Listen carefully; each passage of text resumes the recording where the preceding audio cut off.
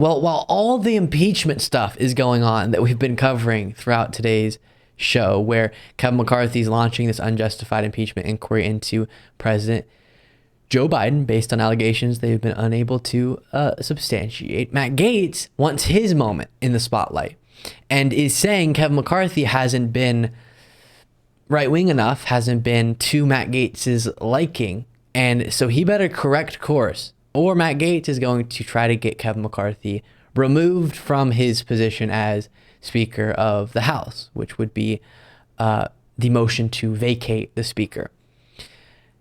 Just a complete circus is what the current majority is in the House of Representatives. Here is Matt Gaetz. On this very floor in January, the whole world witnessed a historic contest for House Speaker. I rise today to serve notice. Mr. Speaker, you are out of compliance with the agreement that allowed you to assume this role. The path forward for the House of Representatives is to either bring you into immediate total compliance or remove you pursuant to a motion to vacate the chair.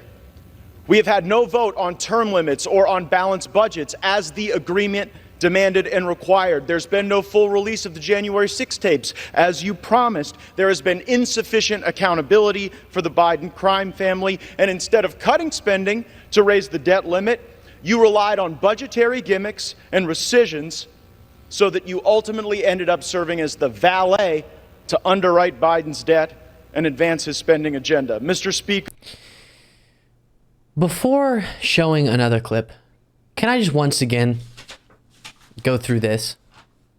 Here is what we got when Democrats had a majority in the House of Representatives, the Senate, and Joe Biden in the White House.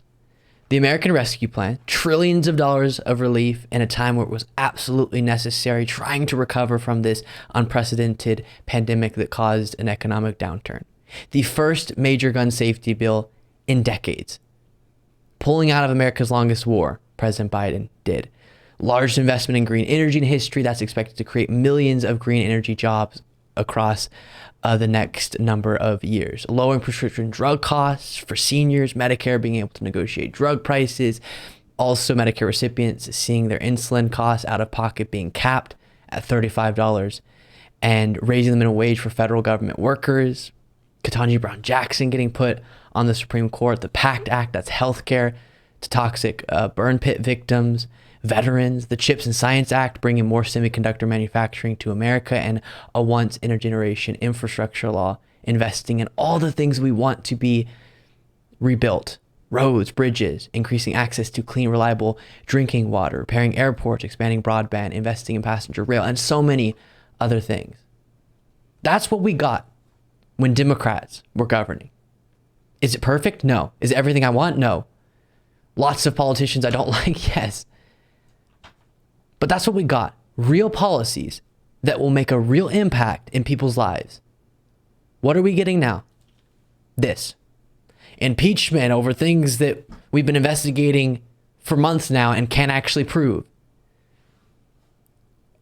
Matt Gaetz trying to possibly remove Speaker of the House Kevin McCarthy from his position because he hasn't uncovered the crimes of the Biden crime family enough, or cut spending enough to necessary programs, or got out-negotiated by President Joe Biden.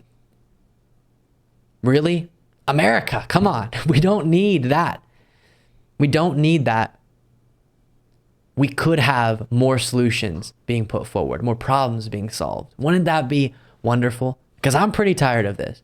And while it was sort of upsetting dealing with and covering the negotiations between the more conservative Democrats like Joe Manchin, Kyrsten Sinema, who were blocking Build Back Better, that if it was implemented as it was originally proposed would have been so good and historic. And that was brutal to see.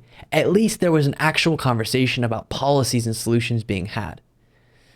And so come 2024, if we could put back into positions of authority more Democrats and have that debate continue and have problems be solved, not as much as we'd want them to be.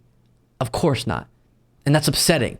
And yes, Democrats also are influenced by the money they get from special interest and all these different issues, but at least it's a policy conversation, and at least we get historic actions like the Inflation Reduction Act or the infrastructure law, large investment in infrastructure since the Eisenhower highway program. At least things are happening that are good. This is nonsense. Here's another example. And let me alert the country. A motion to vacate might not pass at first, but it might before the 15th vote.